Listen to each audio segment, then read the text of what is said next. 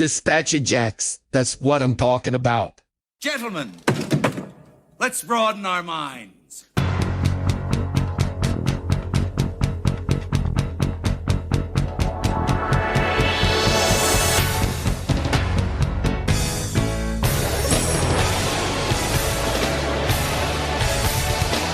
Are they in the proper approach pattern for today?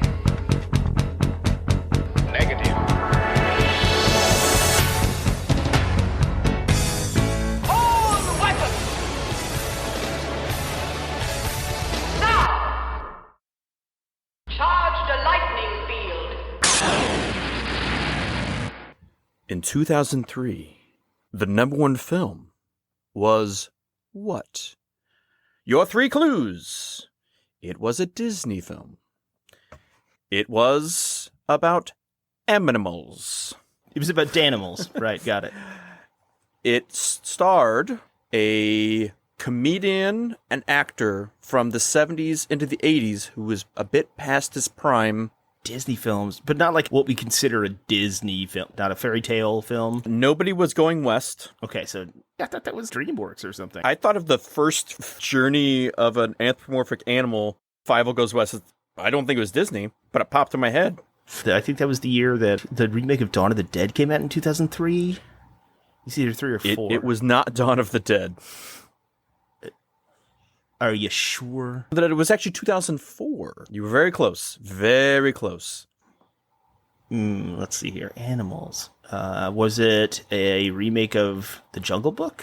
'Twas not. If you're looking for the live-action Jungle Book remake, that wasn't for many years to come. There was a different one. It starred the guy that played... Are you thinking 2016? No. Before that, there was the Jungle Book 2 that came out in 2003. Oh, wow. I strangely nailed that one. That had John Goodman as Baloo, Haley Joel Osment as Mowgli, Mae Whitman, Jim Cummings. I thought there was a remake of The Jungle Book that had the guy that played Bruce Lee in Dragon, the Bruce Lee story, as Mowgli in the 90s.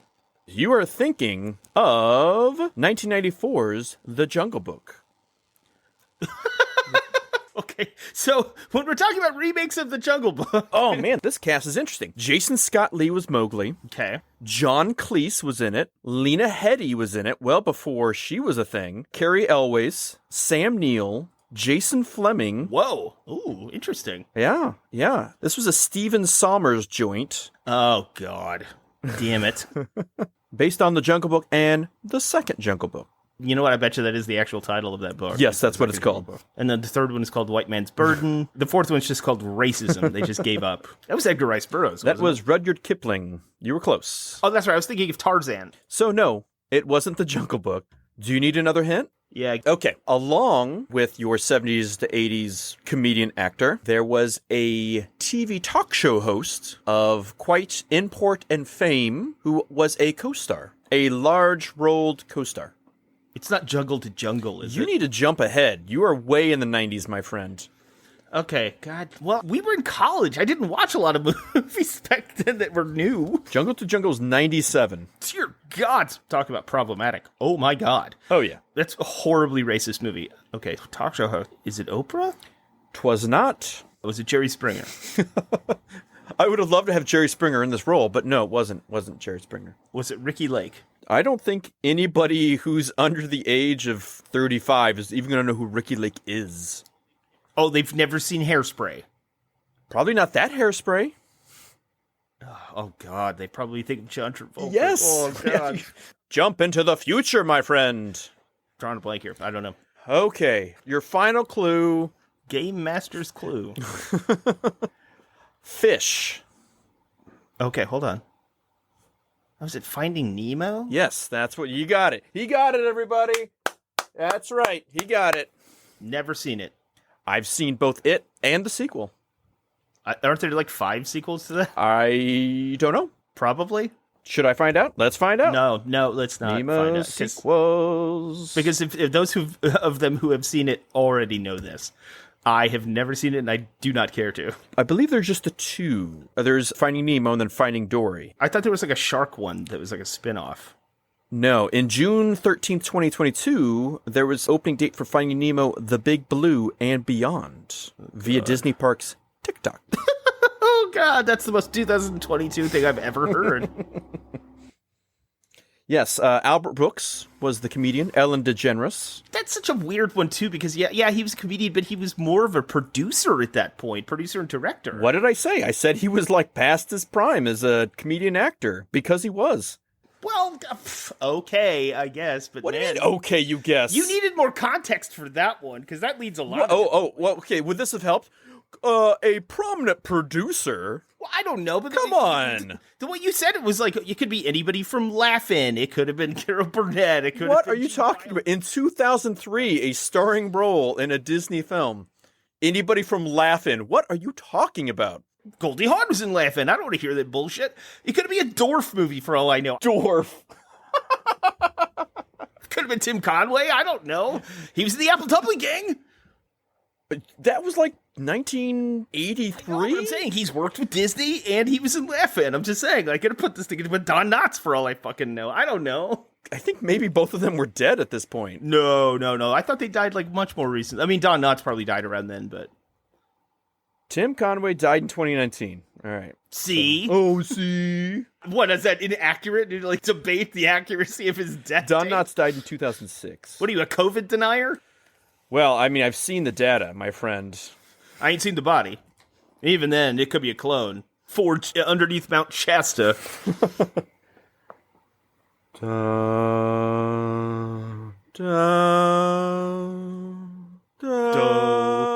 Ray, Egon. Bum, bum. Boom, boom, boom, boom, boom, boom, boom, boom, boom. It was 2001. You're right. No, it wasn't 2001. It was the 80s. It was 2010, the year we made contact. It was a time around Sigourney Weaver. She wasn't doing much around 2003 that I can remember. We are done with 2003. We are discussing the 1980s. That's right. The greatest, worst decade of the 20th century. No, that's probably not true. The 50s were pretty bad. The 70s were pretty bad. The 80s were just really awful in a lot of other ways.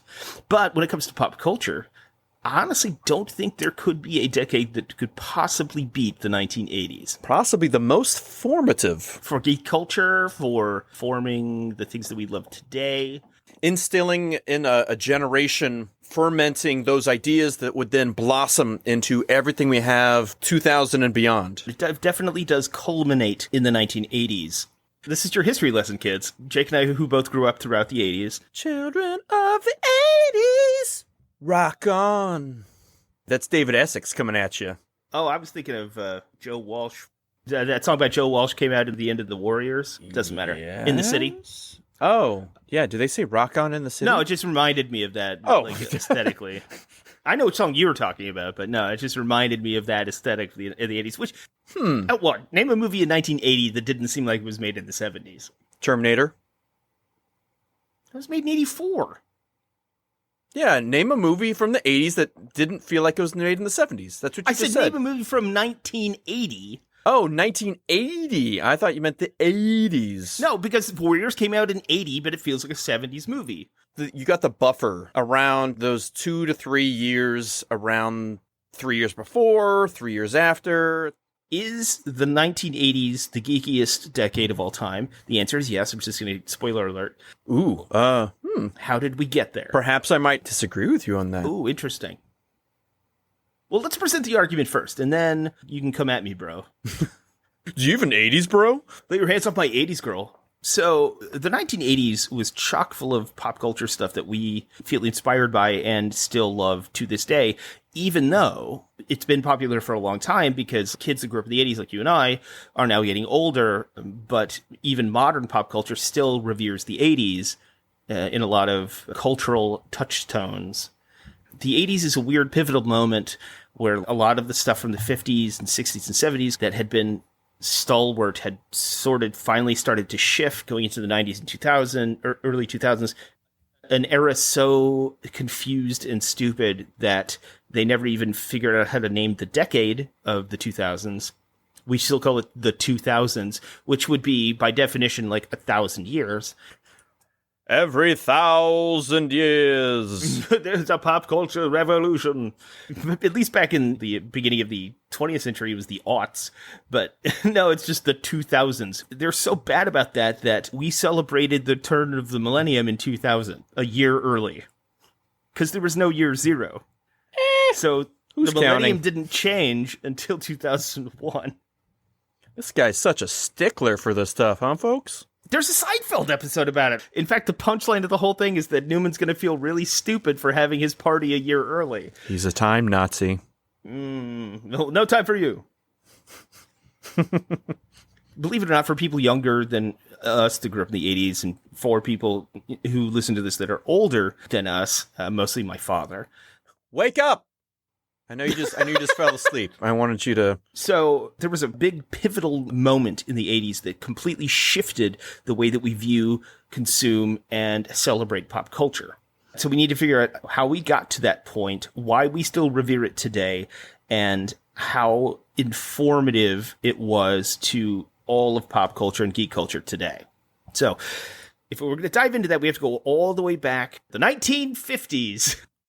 Hey, we're in the 50s. Hey, look at us. Hi, fellow citizen and fellow patriot. Sure, I'm glad we're done with the World Wars and everything's peachy. And black people don't exist. Well, they do, but we don't think about them. But look at my nuclear family and my great car and my very cheap house. You can look at his nuclear family, and you can look at my nuclear family. Yes. Totally. Totes, man. That's bodacious. Cowabunga, dude. Oh, God, yeah. Oh, shit. So we just fell out of the 50s. Oh, no, we had a small pit stop into the late 80s, early 90s. All right, get back in the car. We need to go back to the 50s. Oh, we're free-falling through Encino Man. No! Put your Chinese food down and your pizza back in the oven. We got to go back to a time when it was pot pies and pork roast only. And nobody knew what sushi was. Sushi? Oh, disgusting. Raw fish, gross. And people on the East Coast have never heard of Taco Bell. That's a thing. Anyway. All right. I don't know the history of Taco Bell, so I'm adrift in this joke. Obviously, World War II changed the entire world forever in a way that almost no singular event ever has. And some of the factors that lead into what we see in the 80s happened in the 1950s. First of all, it was the first real generation of teenagers. Before this, there was no real term for younger people. It was either you're a kid or you're an adult. And that's basically throughout the entire existence of humankind until the 1950s. There was no middle ground.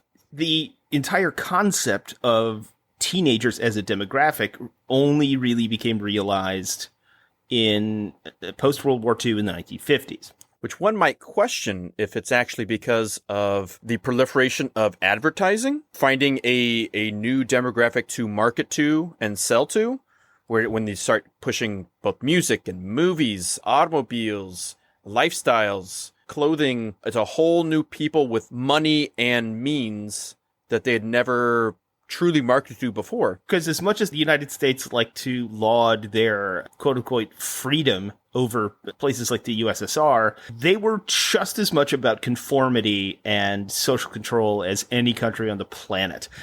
Just look at any hygiene film from the 50s. Back then, it was a really conservative era where everything had to get a thumbs up or down from a panel of conservative jerks at the government to even be exposed to young people. Okay, so here's sentence 2 of my opening. They would slowly become a direct consumer base, eventually with disposable income. Which is basically what you were getting at, yes. So if you look at the reasons why this is, I think it starts with the bombing of Hiroshima and Nagasaki. Because the creation and the dropping of the bomb, the possibility of atomic/nuclear energy spawned a revolution of at least perceived advances in technology, which led to all sorts of new possibilities, and therefore also, in reaction, fears of what those possibilities could lead to. Which is something similar to what happened at the beginning of the Industrial Revolution, when you saw the invention of science fiction, the hysteria about robots and what's on Mars, that kind of thing. And now, with this, you see that second wave of sci-fi that's all about atomic energy and all the fantastical things we can do with atomic energy, and also the consequences of it, where you get giant mutated monsters and people with superpowers.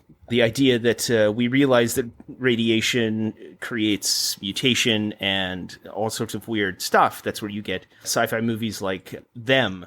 Yes, cities, nations, even civilization itself, threatened with annihilation, because in one moment of history-making violence, nature, mad, rampant, wrought its most awesome creation.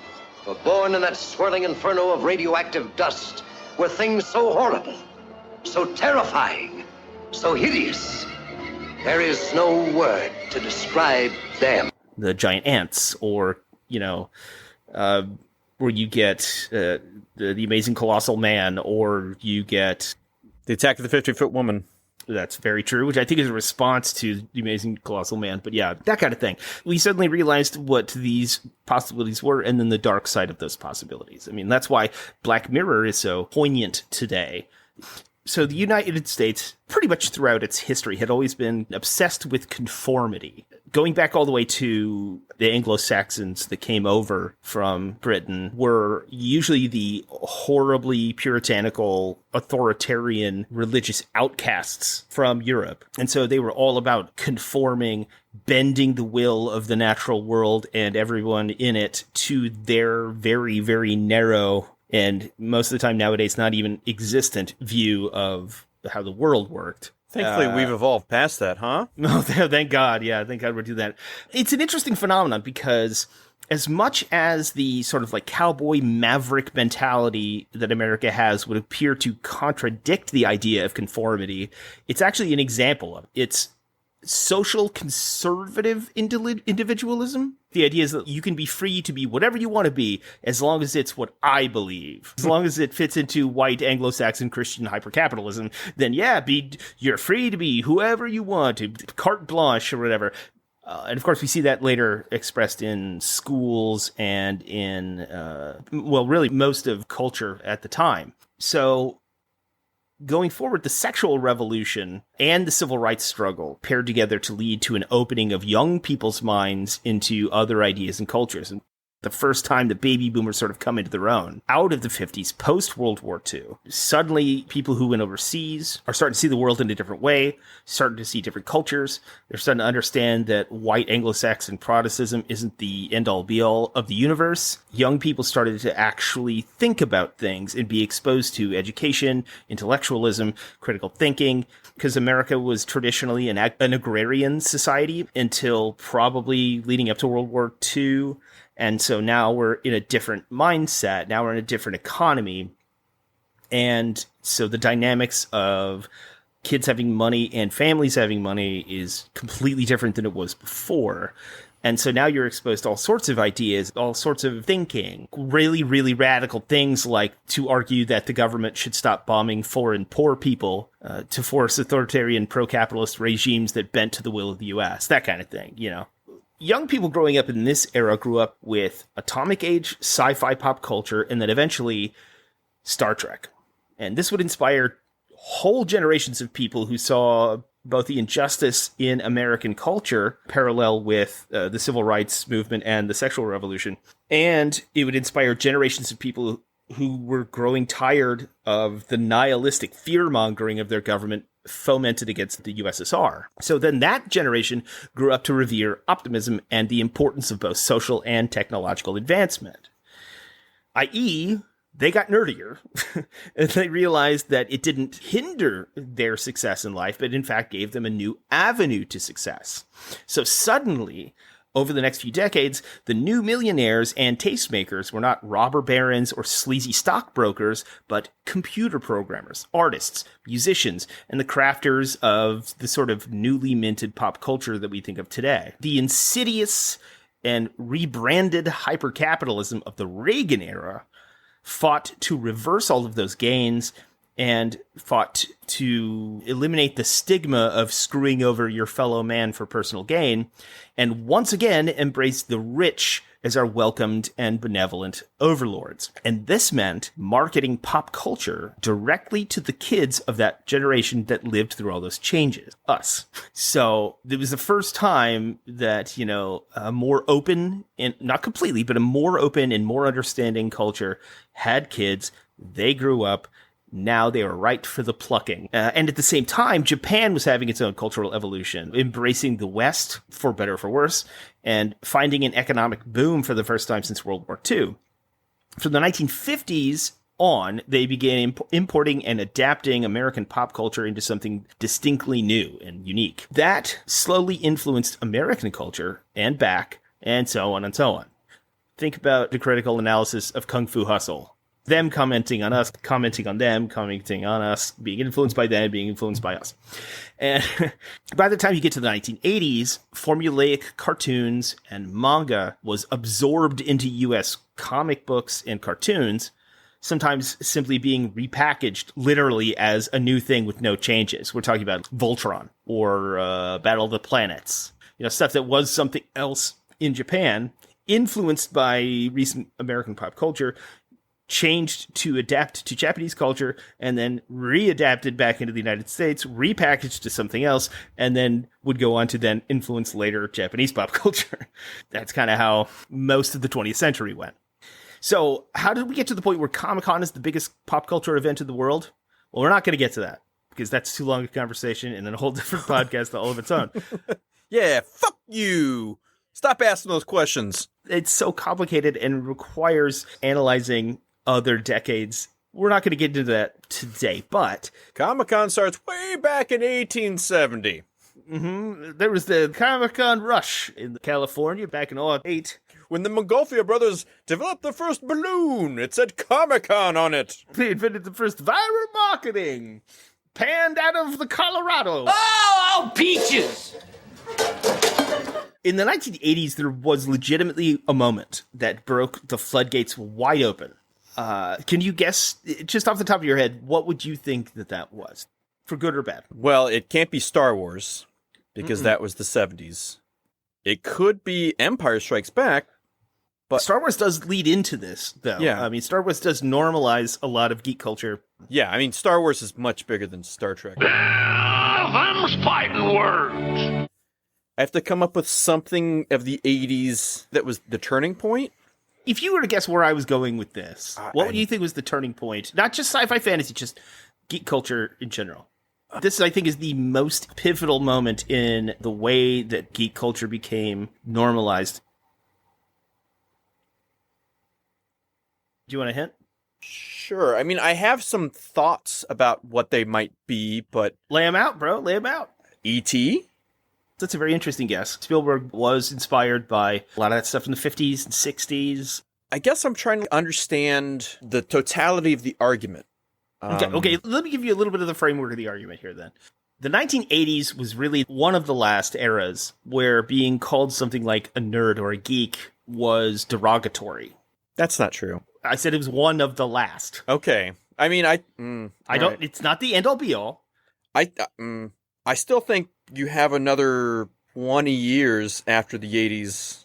Yes and no. There are lingering effects of people that were, still, they were kids in the 50s or they were kids in the 60s that didn't quite adhere to the changing of the guard from what used to be homogenized American culture into what it would become today, this tapestry of different interests and fandoms. There's this weird moment when I was in elementary school where all the popular jock boys, they used to be interested in trading sports cards and stuff, and then Marvel Universe cards came out. And people started realizing the comic books were not only cool, but valuable and kind of on the cutting edge of pop culture. That's when you see Rob Liefeld in jeans commercials. I remember there was one week where all the popular kids started talking about comic books and like, oh, I found this really valuable comic book. I found this really, and then they were coming to me and being like, hey, is this worth something?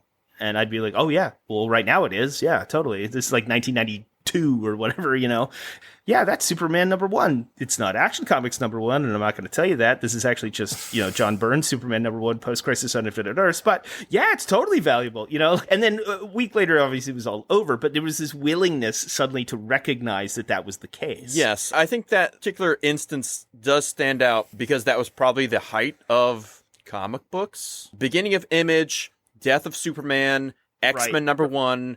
That is the height of comic books. It's also the death knell of comic books. It is, which is another reason why I think the no longer geek nerd, no longer shunned.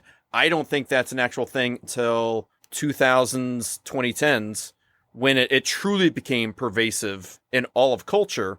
1998, 2003, I think there's still going to be, hey nerd, hey dork, hey geek. Well, okay. The only reason I would argue against that is there are 2 movies that are not to what I'm referring that I think really started to help erode that public opinion. One of which was Superman the movie. It was the first time that it was a serious take on a superhero, much to Richard Donner's credit for rewriting that god-awful Mario Puzo script. The 1979 one? Yeah, the 79 Superman. And then Batman 89 really changed. I have told the story before, but there was a marked moment when even people who didn't get geek culture, even tangentially, saw that movie and were like, holy fuck, this is really cool. Because it was done in a reverential and serious way for the first time in maybe ever. I would also say both of those opened the door, like Superman cracked the door. Mm-hmm. Batman truly opened it. But both of those, if you see where those franchises went, you see how little it was thought of as a genre up until your Spider-Man, X-Men, and Avengers, I would say. The reasons for that are different. The reasons for that are more overarching influences from older generations that didn't understand it yet. That they saw the economic benefit but didn't understand the cultural impact. It's for like the Salkinds wanted Superman the movie to be a slapstick Batman 66 type show because they didn't get it. They just saw a marketable property that they had. And so when Richard Donner was like, well, they want to take this seriously, I'm going to take this seriously, and rewrote the script and then brought on all these other writers and made a really good movie that ended up getting him fired halfway through production, he understood there was a cultural touchstone there. And then by the time you get to Tim Burton, he very well knew that already because he'd already had the mid-'80s comic book revolution, the British invasion of the mid-'80s in DC Comics, which I think completely changed comics forever when you had, Alan Moore, Neil Gaiman, Frank Miller, who's not British, but that same time. No, but he's part of that. Yeah, Batman. Yes, exactly. Dark Knight Returns. You get Watchmen. You get for Vendetta. You get Swamp Thing. Swamp Thing. Even Crisis on Infinite Earths, which is a fantastically ambitious and wonderfully executed book. You get Swamp Thing. You get Animal Man. You get all this stuff that's finally people are starting to take it seriously for the first time in forever, right? Or basically since it's the first time they're taking these properties seriously since the Committee on the Un-American Activities, or whatever, the McCarthy hearings, the seduction of the innocent and all that. I haven't brought that up in a while, huh? We're gonna do it. So, until that, it was intentionally dumbed down. And so now we're starting to finally take it seriously like it used to be, like it was originally intended. And you're right about that. But I think and that's more about, and obviously that's a big part of like where we are today. But those seeds, I think, are more about some of the other factors or parallel factors. Because it specifically has to deal more with like superheroes and comic books. But, nerdy or geek culture in general, I think had a very specific turning point. All right. And I think, would you just tell me? I'm getting to it. Okay. All right. And then I think it's a little bit of an ironic turning point too. It's a pivotal moment. I'd say it's the Waterloo for sort of old style conservative, conformity. And it was kind of ironic because it was also an attempt to try and highlight the negativity of that, of nerd culture, geek culture. It's a little ditty called Revenge of the Nerds. Oh, okay. All right. Because now, for the first time ever, you're getting the quote unquote nerd, the outcast one, the joke, the comic relief, the one that you're supposed to be like, well, at least I'm not him. And you're flipping it to where they're the protagonist. They're the one you're supposed to empathize with and sympathize with. And they're the main characters, the ones who deserve their comeuppance. And not in like a plot point that's supposed to be kind of a joke. The entire premise of the thing is, for the first time, those people who were the those people who are the outcasts and the trod upon and the jokes of the whole thing are given their due. And it's kind of have some of that with like Weird Science too, but Weird Science still has some other issues with that where like they become cool and they get the cool girl despite who they are. Revenge of the Nerds is very much more like they get everything they want because of who they are, not because of who they can change into being. Can I ask something, though? Oh, absolutely. Yes. Okay. Are we going to talk about that scene? No, let's not talk about that scene. Okay, you always want to talk about, molestation, rape scenes. I do not. What are you talking about? Every movie we do is like, do you remember that one scene? Oh, you're thinking of that Kids in the Hall skit. No, it's like anal sex all the time. You can it doesn't matter. Deliverance, Last Tango in Paris. One, I think, does that not feel like the outlier rather than the changing of the guard? I think at the time it may have seemed like the outlier. I think now that we look back on it and seen how things developed, I think it's actually the emergence of a trend. Okay, so you had that, you had Weird Science, and you also had True Genius. And then Real Genius. You had I'm sorry, Real Genius, you're right. I was thinking True Detective for some reason. That would be a really interesting way to take that. The 80s is a flat circle. Yeah, you're not wrong. After that moment, then you start seeing the slow demise of the meathead asshole as a role model. I mean, obviously the 80s were the cartoon-like realization of the over-masculine American hero, but that was most likely what killed it. Early 80s, they started to come to grips with that when Jim Kirk has that moment where they shift his character, where he evolves as a character like a Pokemon, and he's like, wow, I was a piece of shit. That can't be my archetype anymore. Something that Bond almost never really addresses. The element there is that Kirk is now in his late 50s at that point. I think he was in the late 40s. Well, how old was he in 66 when Star Trek? He was the youngest captain in Starfleet. He was 32, I think, when he took over the Enterprise. Okay, so 32 and 66. Right. All right, now we're in the 80s. So it's his 50th birthday or so? You can't remain the Lothario sex symbol, especially when you didn't have old sex symbols at that point in time. You can be 50 and still be Tom Cruise now. You don't age the same way now as you did in the 50s, 60s, 70s. I disagree somewhat because like back then you had guys like Connery coming back to play Bond after he'd already left, with that non-broccoli, what was it, Never Say Never Again, where they essentially just remake Thunderball, while Roger Moore is already Bond and he's older, he's in his 50s or so, and he's still Bond. Bond never really changes. They try and soften him up a little bit later, but he never has that Kirk-like arc, that turning point that everyone else does. That's why a lot of those characters don't still exist. My mom always talked about this. The Tao of James. Back in the 60s, you had those guys, those leading men that were just what we would consider today horribly toxic, misogynistic fuckheads.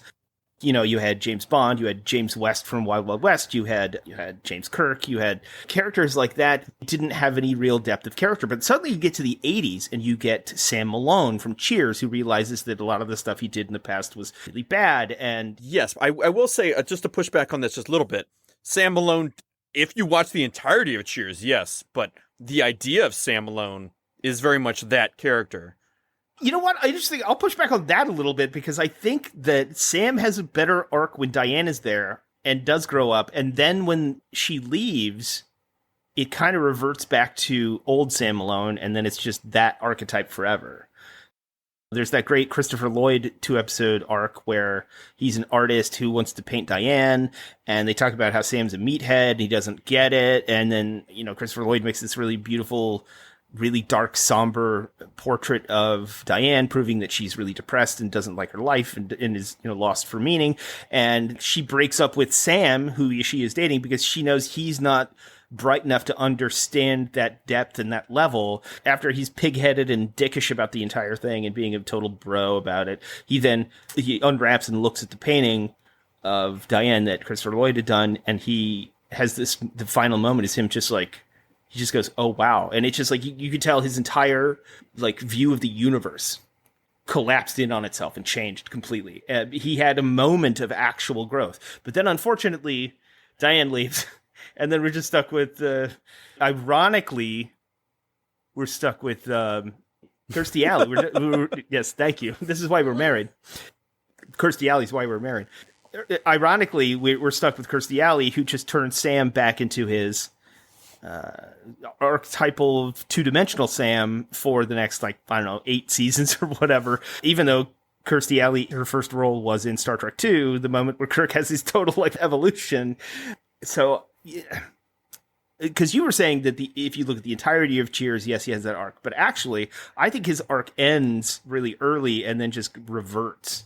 Well, but I think garbage arc. But I think if anything that proves the point of the idea of Sam isn't of an evolved man. It is of that pussy hunting, free cock swinging guy. Pussy hound. That's what you're looking for. Yeah. Yes. Woof woof. Woof woof woof. Indeed. But yeah, yes, you're completely correct. But the problem was that what I was getting at was that he does have that arc, but because of people leaving the show wanting to pursue a career that never really happened, they just retooled, and the capitalist ideal just kind of took over, and they were like, let's just spoon feed them what they already know. Well, I mean, it's reverting back to the mean, but it's also the evolved character. Mayhap is more the outlier than the standard. Well, even if that's the case, this is still the hints of this is how evolution works. Yeah, I mean, when Homo sapiens appeared, they were the outlier for sure, but it's still an evolution over Neanderthals. This is still, it takes that one, the mitochondrial Eve, right, for that to be the case. And that's what these characters are doing in the 80s specifically. That's why you don't see those type of characters. Because think about characters like Sam or Kirk or West or whatever before. Then eventually you get to Fox Mulder, who's supposed to be the swarthy Lothario dude, but he's really not. Oh, the swarthy Lothario dude? That's the kind of archetype that you could tell the producers thought, or the execs thought they were getting, but he isn't. He's the opposite of that. Asexual. He has a masturbation habit. I was gonna say no. Asexual is not accurate. No, what I'm saying, he is much more involved in finding out the truth in his job than he is about dating or fucking. Right, but yes, but he's the male leading character. So where would that character? I mean, look at even Magnum PI. Magnum. There's the Knight Rider. That character, it's very much more the old style. Magnum PI, I think, is much more the old style. Absolutely. But those were early 80s, and they kind of fizzled out. Because everything after that, once you get to the 90s, how many characters like that do you actually have in the mainstream that are actually Kirk Bond type guys? Who? I can't really think of one off the top of my head that doesn't seem like a complete dinosaur. Which is funny because that's exactly what James Judy Jensen calls Pierce Brosnan in GoldenEye, which I think is another interesting, that at least acknowledges that it's not Casino Royale. They actually go out of their way to prove that the things that he does are toxic. When he sleeps with that woman who's the girlfriend of the guy that he's pursuing just to get information, and then she ends up being murdered, and it's wow, you just got this woman killed. That's not cool, man. She was an innocent. That's not Yes, That's not yes, okay. and that's something that is pointed out to the audience. But if you see his reaction to that, he is indifferent because he's Right, a but that's- sociopath. But that's the point. Is that like they go out of their way to call that out? Like you like in that moment, it's the first time you don't empathize with Bond or sympathize with Bond. You just kind of go, and he's doing the same thing he did when that was supposed to be okay. Mm-hmm. But now it's like, oh shit, that guy's not cool. Like, that's not okay at all. Yeah, I mean, looking at how the audience interprets that, say from the one where she's painted in gold and dies, Goldfinger. Yes, I think it's a very similar situation. Mm-hmm. One, you just like, oh, that's too bad, and you go on, with your adventure. The other one is like, oh, that sucks, and he's a bad person for how he reacts to that and utilizes that. That's the change. That's Yeah, why it's they the evolution showed that of change. the audience. That's what. No, well, no, it's not an evolution. Well, I mean, yes, the audience, what we expect and what we deserve, yes, as that is an evolution. Well, of the I think audience. how they evolution write of the that and audience how is it's why those interpreted. characters change. That's why those characters changed, because the audience changed, because culture changed, like dramatically. Yes, but And I it's also because think of I the mean, 80s. that's a big jump. I mean, what Casino Royale was 2006. 6? Yeah. I mean, yeah, you need like a whole nother generation post 80s to like internalize that and make that a reality. Sure, and that's fine. But which is funny because in the 80s, the late 80s. So my point about that was that Bond didn't really change until Bond was still doing those things. I was saying he didn't have that genesis until later. Everyone, all those other type of archetypal douchebags had that change. They had already evolved. Bond was like one of the last holdouts. Yes, but we also point out that Bond is unique in that he doesn't essentially change. It's the culture around him that changes because he stays like that same character, that same age range. Because unlike other characters who a Kirk, who is, in his late 20s, 30s in 66 at Star Trek, by the time it's Generations, he's an old man. Sure. Okay, but then look at the Abrams reboot. By the time you get to that point, they go back to that archetype of Kirk, but that whole time that's really shitty of him to do that. Like it's already established in culture that character is a bad person. Yes. That the things he does are bad. Yes, that's very not much good. Yeah, because Yes. we've changed so much, in those many decades. In the 80s, you had the proliferation, especially in sci-fi and horror, of women taking their own stand. The rise of feminism and the supplanting of the male idea of heroicism. Ripley in the Alien franchise, Terminator, and Sarah Connor's Genesis. God, what was the other one I was thinking of off the top of my head? I mean, even Carrie Strode. Yes, Carrie from Halloween. The idea of the final girl and them coming out on top, that's another thing. I mean, I think that is like a push from the cultural change of late 50s into the 60s. By the 80s, you get that coming into its own. So then you can have, where a strong female character, maybe Princess Leia. You might say Carrie Fisher's Princess Leia. Yeah, to a point. Absolutely Leia. 100% Leia. Yeah, unfortunately, they kind of they neuter that later in the Return films. of the Jedi. Yeah, that's gross. Yeah. It's gross. I mean, yeah, because it's a star. It's like 2. That's a problematic one because at all times she is a damsel in distress in ways. In the first one, she is literally that. To be saved, shows that she's a strong female character, but still makes out with her brother. Yeah, in the second one, she's like, it kind of her role in that film is to fall in love with Han Solo and then be sad that he is lost to her. And then in 3, it's like she becomes a slave in a bikini and then befriends some little bear people and has no other need, really, for the rest of the film. But we can get into the problems with how capitalism like ruined Star Wars in a different, because like that was all because of yes, you know. Yeah, well, I mean, I'm saying why like that, it wasn't. all that happened. I don't think Empire was the capitalist move. I think that still comes from a place of artistic integrity. 100%. That's why I say it's either one or two it's either number one or number two of the greatest fantasy films ever made. Once again, in the 1980s. Yes, but what I meant to say was that all of the rise of women, and their ability to the rise of the agency of women, and their marketability, and franchises being allowed to be built off of their shoulders, which still really isn't a thing, but it's much better than it was. It isn't, but I mean, I think that starts in the 80s. Yeah, I agree. Well, I'd say a lot of blaxploitation stuff actually was a pioneer of that, with like Cleopatra Jones and Foxy Brown. Yes, but that's also has many problematic elements. Literally everything we've talked about is problematic. Revenge of the Nerds has a goddamn rape scene, okay? See, like, I knew he was going to talk about it, folks. Well, no, we have to talk about it. And we're going to talk about it for a good reason. Well, okay, for a reason.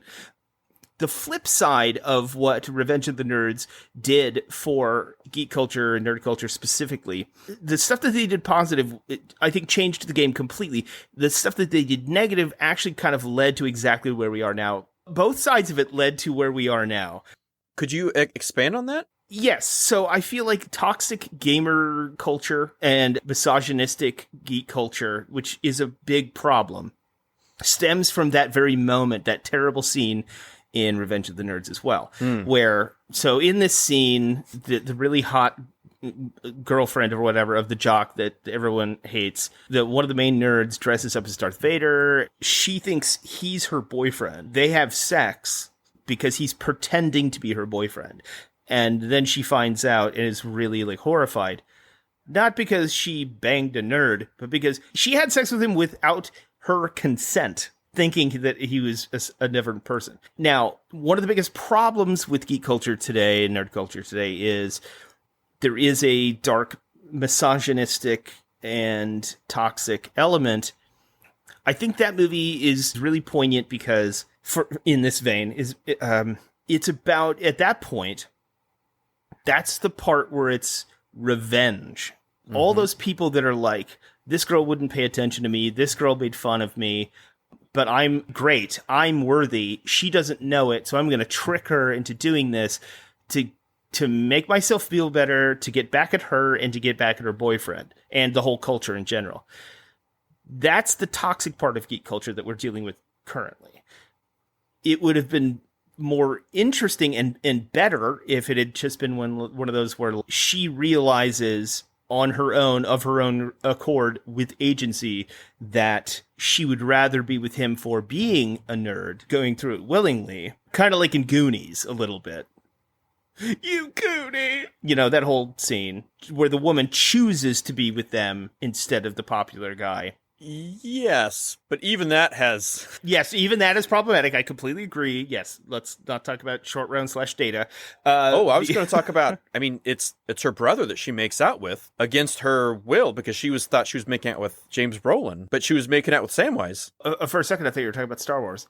Yes, that is true. I'm just saying that's another element of unhealthy displays of... Yes, and that one's the negative side of it. That's the dark side. Your Gamergate, incel... Exactly, that's where you get incels. 4chan. I mean, you get incels from that a lot, from also, but like we said before, influenced by Japanese pop culture. That's where you kind of get the incel movement, is from the 4chan. Can't remember the term for it, but those lonely gamer guys that would just, because... Is it otaku? Japan... A person who is obsessed with computers or particular aspects of pop culture to the detriment of their social skills. An otaku. Then yes, that is where that comes from. Yes, and that is a direct influence of American culture from the 80s and 90s that was sort of influenced by Japanese pop culture from the 60s and 70s and 80s. Back and forth. Yeah. An actual evolution. Yeah, and an interesting one you can actually watch in real time. It's fascinating, really. Even in the 50s, people who 50s and 60s especially, you knew who Godzilla was in America. Very few of them remember Kurosawa, but they remember Godzilla, We should do a whole episode on Kung Fu Hustle, because I think that's exactly the commentary they're making back and forth. And maybe I'm ascribing too much, but considering how weirdly brilliant that movie is in places, I think we're onto something with that. But can I mention one other thing about Revenge of the Nerds? So, in a way, that is the beginning of acceptance of nerd geekiness. I believe that is your premise. It's the turning point, okay. Right? Because it's the first time they're the protagonists, and they're the ones you're supposed to reot for, that whole thing. The thing about that I also kind of disagree with is that the reason that they have this whole film franchise is because they are what is not expected. You expect the clean-cut, blonde-eyed, blue-haired, jock, smart dude, full of money. Blonde-eyed, blue-haired ones. Yes, I know. Those are my favorites. What? The Bizarro Aryans. They're blonde-haired and blue-eyed. Bizarrians. That's who we expect to be the hero of these films. And it's the opposite. It's their lesser beings, the nerds, that take front and center. But they are not embraced. They are pointed at for all their differences as being funny, as being different, as being weird. Thus, it's more of a point and laugh at them rather than embracing. It reminds me a lot of one of the most popular shows of the past few decades. Oh my God, Big Bang Theory. Oh, I was hoping we didn't go down this road until later, but okay, yes, let's just jump into it. Well, what I'm saying is that no, I agree with you. That yes, it's these people who are different, who are not your standard waspy, protagonist. It's these, geeky, nerdy people, but they're not embraced in that way. The whole idea of that show is that, look, I can point and laugh at them for being different, for being weird, for liking comic books, for knowing math. That's why it's funny that they're actually having interactions with other normal people, quote unquote. And they're the protagonist. That's not really an evolution. That's just a reintroduction of that same idea.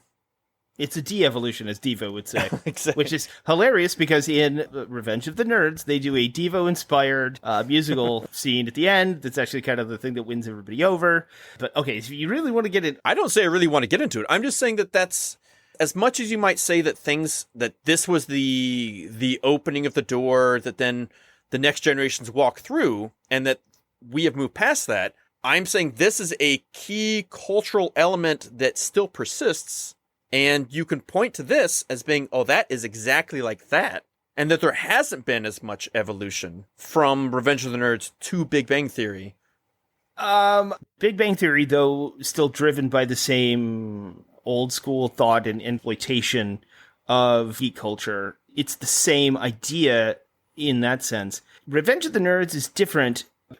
I think what you're describing is more like Roger Rabbit, when he has Jessica and he's a joke. He's absolutely absurd. He's over the top. He's supposed to be laughed at and pointed at and seen as quirky and weird and not cool or whatever. And then the joke is that Jessica would be with him as an attractive woman with her own agency and all that. And the joke is that those two shouldn't belong together. But in Revenge of the Nerds, that's not quite what they do. It's not great. For like 1,000 reasons, it's not great. I mean, doesn't the woman that he rapes end up with him at the end of the movie? This is the Linux kernel of this concept. This is the thing on which all of these things are built afterward. The things that you're talking about that make it seem like an aberration or an outside thing, those are actually more and more rare as you go along. It's those people that just don't get it. And so the reason we can get into a little bit of Big Bang Theory is because that is an outlier. The outlier is Big Bang Theory. Oh boy. Okay. So I have a whole thing written up about that already. So, okay. Well, I mean, we can come back to it. No, we can get into it. This is fine because we also have to get back into the. Also, we can leave the misogyny stuff out of it a little bit, but because we've already addressed that. I will say this might need to be a two-parter. I completely agree with you, and it probably should be. Very briefly, let's touch on Big Bang Theory, and then we can end it because then we can come back to the other. Sure. Oh boy. So Big Bang Theory is not a celebration of geek culture. Now, in some ways, it actually has more in common with Revenge of the Nerds than a lot of what we consider geek culture today, in that they still are these stereotypes, there are these archetypes that we've always considered outliers or normal. And in some ways, they're similar, they're parallel in the way that people who don't quote-unquote get it sort of like treat these characters, but Revenge of the Nerds was made in an era in which that was new. That was a new idea. And Big Bang Theory is made in an era in which the people who are still like the people who didn't get it, or are still trying to conform to some sort of like mainstream culture, it's because they're starting to panic a little bit, and they feel like suddenly they're the weird ones and they're being left out, and they want to be assured that it's still okay to be them and that you can still laugh at these things. Yeah, it drops a lot of references. They're wearing Flash t-shirts. But the thing is, it's not for geeks. They market themselves as, hey, now we get to finally celebrate geek culture and you can watch this and feel like you're seen or whatever. But it's almost like saying that to black people when Amos and Andy was on. Yes. It's actually not for them. It's for people who don't fucking get it. It's the socially awkward but technically intelligent geeks. It's a minstrel show. It's for the less interesting members of the viewing public that can't simply stand the possibility that jocks don't always beat up nerds and that people don't just grow out of the things they're passionate about. It's to make those that are behind the times feel safe about a part of culture that they used to marginalize or control. It's to keep the masses from feeling threatened when the status quo was shaken, which it had been for decades at that point. Geek culture may have shifted into what we call mainstream culture, but there are still some archaic leftovers from pre-Revenge of the Nerds, and it's not just the random jokes about geeks being overweight virgins who live in their mother's basements, which does happen, fine, whatever, but there's also a bunch of, there are also sports fans that do the same thing. It's a good example, like, go to a public school today, like a public high school today. The equivalent of the kids who used to beat, like, you and I up for wearing, well, specifically, I guess in this case me, wearing my Starfleet uniform to school in junior high, or running around wearing Green Lantern shirts. Jocks are now gamers. Fantasy football is just a dumbed down version of Dungeons and Dragons, where you don't really have to use your imagination, but it's the same thing. IT kids make piles of cash on Twitch, and new money billionaires build empires out of apps, social media, and tech startups. I mean, that's the real world. That's real. That it happened. The problem with the Big Bang Theory is that it manipulates audiences into believing geeks are still dweebs, but lovable. It's the but that's a problem. It's reinforcing negative stereotypes while pretending to pay homage to their culture. Like, we root for the once unlikely love story because we're led to believe that the hot girl could be won over by the lovable underdog, despite his geekiness, not because of it, which is what they do in Revenge of the Nerds a little bit, you're right. But, I mean, it had to start somewhere. And in Big Bang Theory, they've never evolved from that idea, that it's despite instead of because of. That's the crux of the how culture changed. I think my thing is that I don't know how much there has been that when you have your Big Bang Theory as, Revenge of the Nerds Redux has... But not evolved. It's just basically redoing that. Yes, I know, which is why I have to question how much everything else has evolved. And is the co-opting of what were once upon a time completely geeky touchstone, they get spread out when you have... it isn't unfashionable to enjoy Lord of the Rings. When you have Disney with every 6 weeks is a new Marvel or Star Wars show, and that's just like, that is pop culture now. It's overtaken everything and kind of stripped away the geeky aspect of that. Okay, so that was a facet I was going to get into about the 80s, was like that was when kids, for the first time, were being marketed to directly for merchandise and things. It was opening up a new avenue for exploitative capitalism, where now you have the comic book tied in with the TV show that sells the toy. And, look at that Simpsons episode where there was a cartoon nominated for an award, Action Figure Man, and the episode that got nominated was How to Buy Action Figure Man. And it was like the kid just in the toy aisle crying, going, Mommy, I want it. And then she picks it up, scowls at it. That is the problem. But I mean, that's been driving all of this stuff. It drove it and ruined it.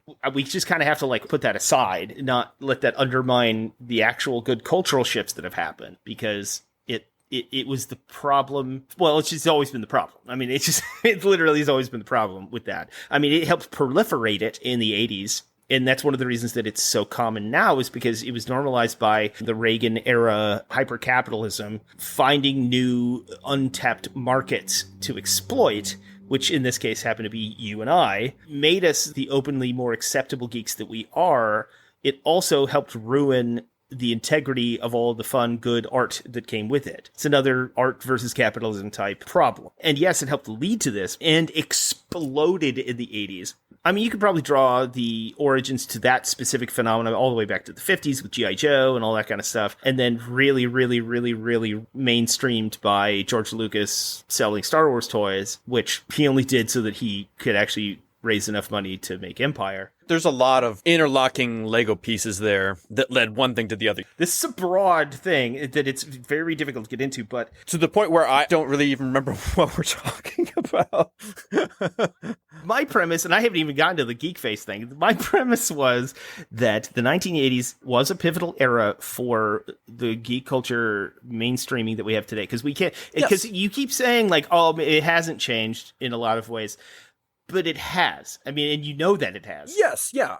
We saw a movie with Rocket Raccoon in it, for Christ's sake. Yes. I will also, yes. What happened in the 80s, especially, I think, planting the seeds of what we got in the 80s, it was the next way to germinate what we got in the 2000s, 2010s, and beyond. It is because of the 80s, in the same way that the 80s are because of the 50s, that we get the MCU. All right, you know, it's an easy daisy chain here. Yeah, it's a twofold parallel here, where we've got people who grew up in those eras where culture started to open up and change because of technology and various other cultural pressures, who, because of their upbringing and being the first generation to really have that, started not only playing on nostalgia, but trying to create their own version of it for the next generation. But at the same time, in a parallel track, the commodification of nostalgia and money being thrown into it to market to kids, to exploit that next generation at the same time. So those are, I think, honestly, you can't separate them, but should be separate conversations. You know what I mean? They're intrinsically intertwined, but probably should be talked about separately, even though I don't know if that's possible. Yeah. I mean, we could also get into the proliferation and the monopolization of IPOs within Hollywood, the necessity to redo, remake, exploit. Go back and listen to our Cowboys and Aliens episode, ladies and gentlemen. I mean, there's a lot of layers to this geeky onion, as it were. But I knew it was one that we could come up with. We could actually talk about intelligently and in an informed way, because of being children of the 80s. Yeah, that's who and what we are. It is. And who and what we are is what spawned everything that's come since. Yes. Yeah. What I was trying to say was that I just don't know if we've come as far as you want us to have come, but I am also the pessimist and you are the optimist. Well, I'm not even looking at it optimistically, because I think, honestly, the fact that it's proliferated this far has actually spelled its ultimate demise eventually. But the reason that it's different than just a flash in the pan or a fad is because we talked about this a little bit in another episode about, you know, they've been making, for instance, superhero movies since comic books were invented. I mean, that's always been there. But at the same time, the commodification of it and the disingenuous manufacture of it was great in the 80s because it really hadn't been done before, but it is starting to sort of ruin all of that, because you're right, there is nothing new. It's all about remakes. It's all about exploiting old properties, or, you know, trying to squeeze blood from the stone that is nostalgia which started in the 80s, because I mean, everything in the 80s was a throwback to the 50s. Remember, it was like when the Stray Cats came out and David Lynch was doing nostalgic things, and then eventually Tarantino, and I lost my train there. Yeah, but kind of got a little lost there. It made sense, but it was, I was a little off topic, but yeah, I mean. Well, I mean, your Star Wars is a rehash of Flash Gordon serial and the space operas from before. Indiana Jones is a rehash of Alan Quartermain. Exactly. It's taking those things from their childhood and reconfiguring them, putting them out. Which is why I hated stuff later, and it probably goes more to your point than anything else, that when you get to, for instance, the Brendan Fraser Mummy series, because like, we're playing on Indiana Jones. Well, should you be? Because Indiana Jones is playing on somebody else. You're just rehashing a rehash of nostalgia. And that's... I think you've diluted it so down that you're missing the point. Or just knowing like how many people love those films and how big culturally they have become. I mean, to an extent, is that a little bit of gatekeeping? No, I don't think so, because and I understand where you're coming from with that. I do. And I'm sure some people involved would definitely make that argument, but I don't think so, especially the way it's presented in those scenarios like the Brendan Fraser Mummy and stuff. The people involved in creating that character weren't going like, oh, I remember that archetype and we all grew up on Indiana Jones. It's more like Indiana Jones is the archetype, so I'm going to play on that instead of going back to its, roots and paying homage to the entire idea, which would be the gatekeeping part. They just don't get it. At what point does that old past die and people don't recognize it or need it? You know what I'm saying? Of like, if someone grows up on Indiana Jones, they are 20, 30 years removed from Indiana Jones's start point to the Alan Quartermain stuff, if not even further back. Maybe they have no connection to those previous iterations of where Indiana Jones developed from. And so their cultural touchstone is Indiana Jones, and them basing off of Indiana Jones to their own Brendan Fraser Mummy character. Is that necessarily a bad thing because they're not referencing or acknowledging what Indiana Jones is from? It removes a layer of depth and interest and intrigue. Let's take Pretty Woman. When you have to explain to somebody that Pretty Woman is just My Fair Lady, that's one thing, especially when people don't know that, right? But then when you have to explain that My Fair Lady is based on Pygmalion, then you have to be like, you're making these things over and over again, not knowing that it's already a thing. The version you're remaking, it was an homage to something that already existed. So it loses depth. It's just like, it goes from like 3 dimensions to 2 dimensions, like instantly when you do that. You know what I mean? Possibly. Because if there's no thought about it, if there's no thought as to, it was like Sam Smith did that song recently. He literally got sued by the estate of Tom Petty because it literally was just Don't Back Down, but slowed down. Okay. And then he was like, I've never heard that song before. And you're like, you've never heard Don't Back Down? You're a human being in America and you've never heard Don't Back Down by Tom Petty? And so, like, all these people are going around singing that song, not knowing where it came from. But that's probably where we should wrap it up, because we can talk about this literally for hours. Yeah, and we can get into. You could also like get into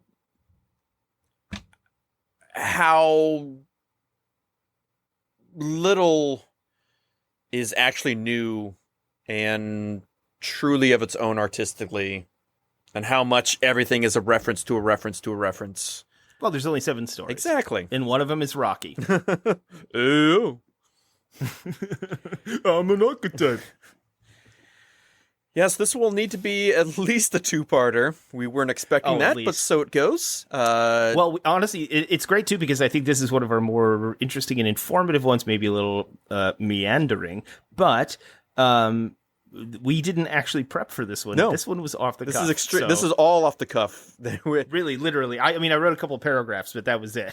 I wrote nothing. I didn't even know what we were talking about. I know. I didn't tell you until like 3 minutes before we started recording. No, so I mean, so we hope you've enjoyed this, and that you might come back for the sequel and/or finale. And these are the things I think that our show does well. Is when we get into the really. Not just the obviously like deep cut nerdy stuff, but we get into the stuff that's meaningful, the meat of what geek culture is, and not just like, this is how Pokemon started, like we're just like this is what's really the people who actually really care about, at least the people that want to know what this stuff is about, not just what it is. Yeah, if you guys do like this conversation, please let us know. Mm-hmm. If you think other people might like this conversation, please share. If you want to hear more of this, subscribe. And if you'd like to really tell everyone about this, you could rate us on iTunes. That's the best way for us to get seen. Or whatever podcast app of your preferred choice. Like Amazon Music now, apparently they're trying to push that, or Spotify. Mm-hmm. It's a big one. Those, because they allow that now too. Those things, do it. Mm-hmm. Yeah, but obviously those are giant corporations that we don't necessarily think are great. So there are other ones you can use, but those are the ones that really just get us seen. So it's kind of that's kind of But if they works. do start paying us in any way, shape, or form, we will think they're great, and we will worship at their altar. So it's just they. It's the nebulous they. Yeah, they live. They sure do. Obey. Consume. Rate. Subscribe. What's wrong, baby? All right. Well, thank you guys for tuning in, and we're going to get into more of this later. And don't forget to obviously rate and subscribe, like Jake said, but don't forget to support your local comic shops and retailers. And from Dispatch Ajax, we would like to say Godspeed, fair wizards. Bazinga. I will kill you. Please, go away.